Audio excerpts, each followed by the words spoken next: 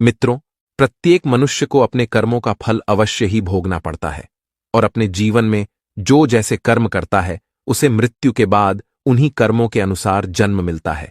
किसी को कुत्ते का जन्म मिलता है तो किसी को भेड़ बकरी का जन्म मिलता है। हिंदू धार्मिक ग्रंथों के अनुसार इस धरती पर रहने वाले सभी मनुष्यों को मृत्यु के बाद उसके कर्मों के अनुसार अलग अलग योनि में जन्म मिलता है और उसे अपने पापों का फल भोगना पड़ता है। कुछ धार्मिक ग्रंथों में यह भी कहा गया है कि जो मनुष्य अपने जीवन में बहुत अधिक पाप करते हैं उन्हें एक ऐसी योनि में जन्म मिलता है जिसमें वे अपना दर्द किसी दूसरे से नहीं बता सकते हैं और न ही किसी के साथ अपना दुख बांट सकते हैं। मित्रों, आज के इस वीडियो में हम आपको बताएंगे कि वो कौन से कार्य है जो मनुष्यों को अपने जीवन में नहीं करने चाहिए, नहीं तो उसे कुत्ते का जन्म मिलता है और पूरा जीवन इधर उधर भटकना पड़ता है। और भगवान श्री कृष्ण ने इसके बारे में क्या बताया है कि मनुष्यों के वो कौन से पाप हैं जिनके कारण प्रत्येक मनुष्य को अगले जन्म में कुत्ते का जन्म मिलता है, जानेंगे एक कथा के माध्यम से। मित्रों, एक समय की बात है जब देवी राधा भगवान श्री कृष्ण जी से मिलने के लिए जाती हैं और भगवान श्री कृष्ण जी से कहती हैं, प्रभु, आज जब मैं आपसे मिलने के लिए आ रही थी तो मैंने देखा कि एक कुत्ता भोजन की तलाश में इधर उधर भटक रहा था और वहीं पर एक मनुष्य भोजन कर रहा था। तभी वो कुत्ता उसके पास जाकर बैठ गया और कुत्ता सोच रहा था कि अभी ये मुझे भी रोटी खिलाएगा, किंतु उस मनुष्य ने अकेले ही भोजन कर लिया और उस कुत्ते को रोटी के एक टुकड़ा भी नहीं दिया। फिर कुत्ता भूखे पेट ही वहां से चला गया। और प्रभु, इसे देखकर मेरे मन में दो प्रश्न उठ रहे हैं और मैं चाहती हूं कि आप मेरे दोनों प्रश्नों के उत्तर देकर मुझे संतुष्ट करें। तो भगवान श्री कृष्ण मुस्कुराते हुए बोले, हे देवी, तुम्हारे मन में जो भी प्रश्न हैं मुझे निश्चिंत होकर बताओ, मैं तुम्हारे प्रश्नों के उत्तर अवश्य ही दूंगा। तो देवी राधा बोली, प्रभु, मेरा पहला प्रश्न ये है कि किस पाप के कारण मनुष्यों को कुत्ते का जन्म मिलता है और वो कौन से कार्य हैं जो मनुष्य को अपने जीवन में कभी नहीं करने चाहिए, नहीं तो उसे कुत्ते का जन्म मिलता है।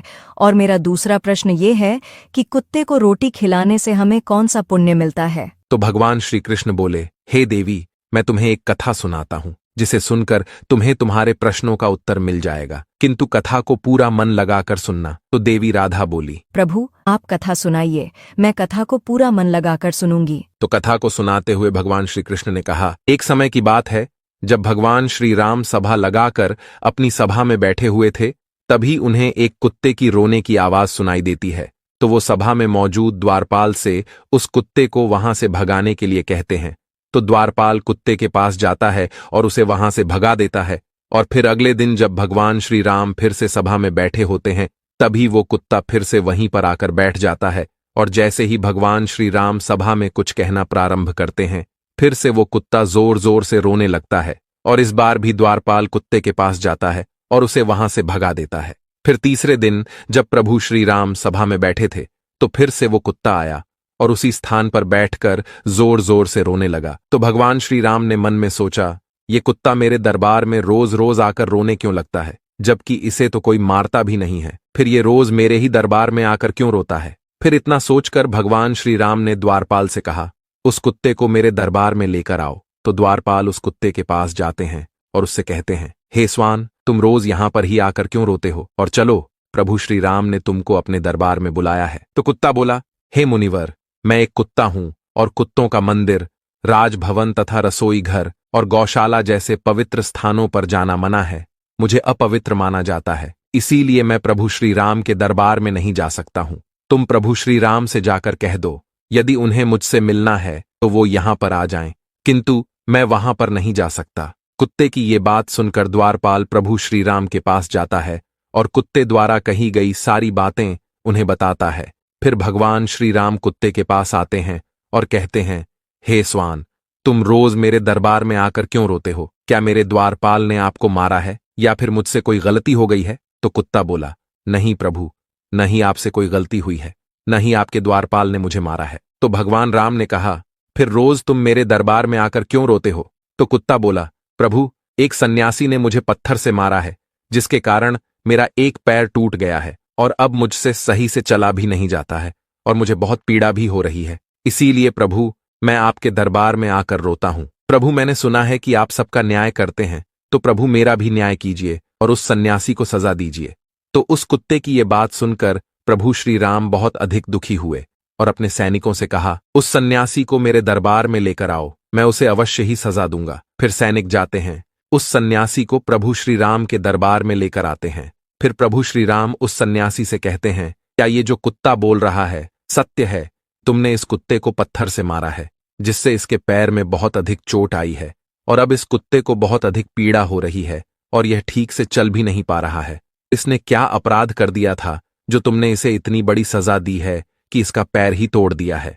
तो वह सन्यासी बोला, प्रभु, मैं अपनी झोली लेकर भिक्षा मांगने के लिए रास्ते से जब जा रहा था, तभी ये कुत्ता मेरे पास आया और अपनी पूंछ हिलाने लगा, और जब मैंने इसे खाने के लिए कुछ नहीं दिया तो इसने मेरी भिक्षा का अन्न छू लिया था, जिसके कारण मैंने क्रोध में आकर पत्थर उठाकर इसको मार दिया, और पत्थर बहुत अधिक बड़ा होने के कारण इसका पैर टूट गया।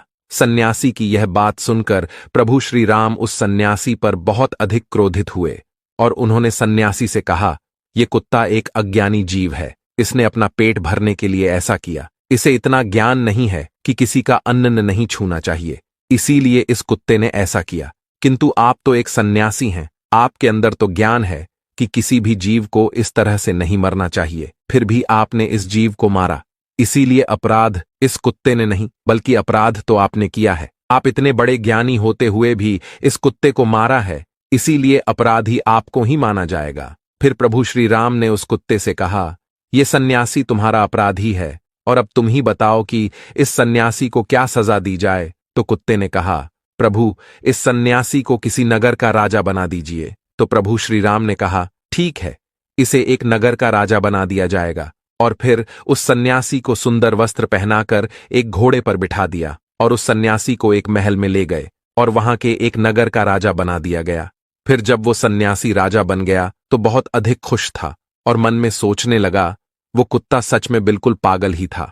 मैंने उसका पैर तोड़ दिया था और उसने मुझे सजा देने के बजाय मुझे इस नगर का राजा बना दिया। फिर यह बात किसी की समझ में नहीं आ रही थी कि उस कुत्ते ने सन्यासी को सजा देने के बजाय उसे नगर का राजा क्यों बना दिया।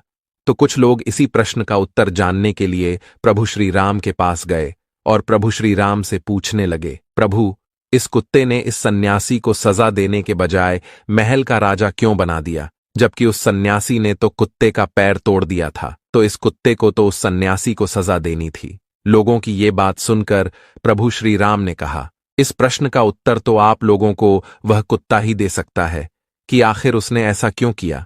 तब सभी लोग उस कुत्ते के पास गए और उस कुत्ते से पूछा, आपने उस सन्यासी के साथ ऐसा क्यों किया है? उसे सजा देने के बजाय उसे एक नगर का राजा बना दिया, जबकि उसने तो तुम्हारा एक पैर तोड़ा था। तो कुत्ता मुस्कुराते हुए बोला, तुम जानना चाहते हो कि मैंने उस सन्यासी को सजा देने के बजाय उसे एक नगर का राजा क्यों बना दिया? तो सुनो, मैं भी पिछले जन्म में एक नगर का राजा था और मैं गरीबों पर खूब अत्याचार करता था। मेरे नगर में जितने भी लोग थे सभी बहुत अधिक गरीब थे और वो दिन भर खेतों में मेहनत मजदूरी करके जो अन्न उगाते थे उसमें से आधा मैं ले लेता था, और जो भी मुझे अपने अन्न में से आधा हिस्सा नहीं देता था उसे मेरे सैनिक बहुत मारते पीटते थे और उनकी मेहनत का धन मैं हड़प लेता था। पिछले जन्म में मैंने बहुत सारे पाप किए थे, इसी कारण इस जन्म में मुझे कुत्ते का जन्म मिला है और अब मैं पिछले जन्म में किए गए पापों का फल भोग रहा हूं। और मैंने उस सन्यासी को इसीलिए राजा बनाया है ताकि उसे भी अगले जन्म में कुत्ते का ही जन्म मिले और तब उसे पता चलेगा कि कुत्ते का जीवन कैसा होता है और अपना पेट पालने के लिए क्या क्या करना पड़ता है और एक एक अन्न के लिए कितना तरसना पड़ता है और कितने लोगों से मार खानी पड़ती है। फिर इस तरह उस कुत्ते की ये बात सुनकर सभी की समझ में आ गया था कि उस कुत्ते ने उस सन्यासी को राजा क्यों बनाया है। मित्रों, फिर कथा को आगे बताते हुए भगवान श्री कृष्ण देवी राधा से कहते हैं, हे देवी, अब मैं तुम्हारे दोनों प्रश्नों के उत्तर देता हूं। तुम्हारा पहला प्रश्न था कि वो कौन से कार्य हैं जो एक मनुष्य को अपने जीवन में नहीं करने चाहिए, नहीं तो उसे कुत्ते का जन्म मिलता है। तो समझ लो, जो मनुष्य उस राजा की तरह अपने जीवन में बहुत अधिक पाप करते हैं उन्हें कुत्ते का जन्म मिलता है। और तुम्हारा दूसरा प्रश्न था कि कुत्ते को रोटी खिलाने से हमें कौन सा पुण्य मिलता है। तो समझ लो, जो मनुष्य कुत्ते को भोजन कराता है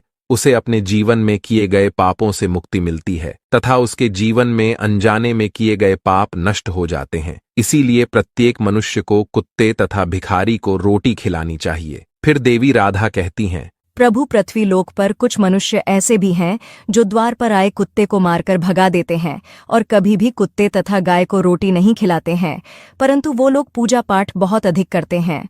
तो क्या प्रभु ऐसे लोगों की पूजा ईश्वर स्वीकार करते हैं? तो भगवान श्री कृष्ण मुस्कुराते हुए बोले, ये वही लोग हैं जो गंगा जी में पाप धुलने के लिए जाते हैं और वहां से आते ही फिर से पाप करना शुरू कर देते हैं। तो देवी राधा कहती हैं, प्रभु, क्या गंगा जी में स्नान करने से पाप नहीं धुलते हैं? तो भगवान श्री कृष्ण बोले, गंगा जी में वही पाप धुलते हैं जो अनजाने में हो जाते हैं। जानबूझकर किए गए पाप गंगा जी में नहीं धुलते हैं। और गंगा जी में स्नान करने से वही मनुष्य पवित्र होता है जिसका मन साफ हो और मन में कोई छल ना हो तथा मन में गंदे विचार नहीं न हो। और गंगा जी में छल कपट करने वाले और दूसरों की बहन बेटियों पर बुरी नजर रखने वाले लोगों का कुछ नहीं होता है। अंत में ऐसे लोगों का सर्वनाश ही होता है और प्रत्येक मनुष्य को अपने कर्मों का फल अवश्य ही मिलता है।